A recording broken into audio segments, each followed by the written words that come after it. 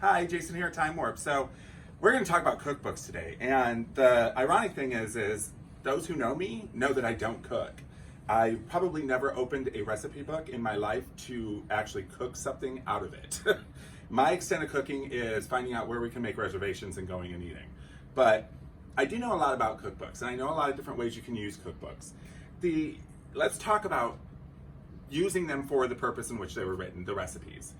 When you are throwing a 1970s party or a 1980s party as far back as the 1920s, since it's 2020, one of the cool things that would be fun to do for your 20s party or your vintage party is maybe grab a cookbook from that time period and make the food. You might have to alter it a little bit, but make the food that was popular during that time period, because then you're encompassing every part of that decade that you're throwing the party on.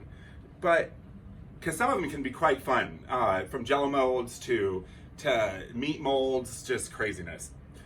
Another way to use them are the graphics on the front. As you can see here, the older vintage cookbooks, a lot of them are pamphlet style.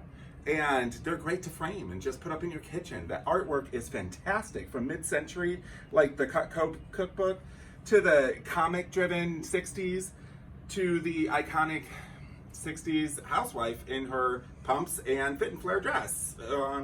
Cooking, not happening today.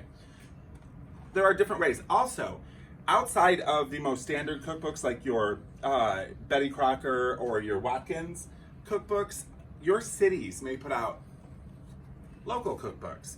Maybe for the city or for the schools or for the churches, different parts like that.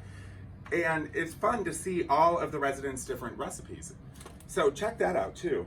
But there's so many different ways. One of the fun things is they used to put out recipes for every month. So the hot selling, like today we all look at the best what's the current fashion.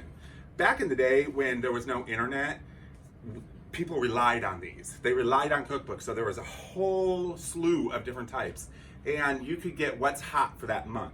Like this one is a June. Everything that's hot for June in the different cooking ways. So these are kind of cool, as well as the larger books that show the different style of cooking through the 70s. You know, framing stuff like that is fantastic. Or even Charles Phoenix. He's got some fantastic recipes inside of his Holiday Jubilee book. So from old to new, you can make some of the best food there is. So come in and check it out. We've got a ton of cookbooks.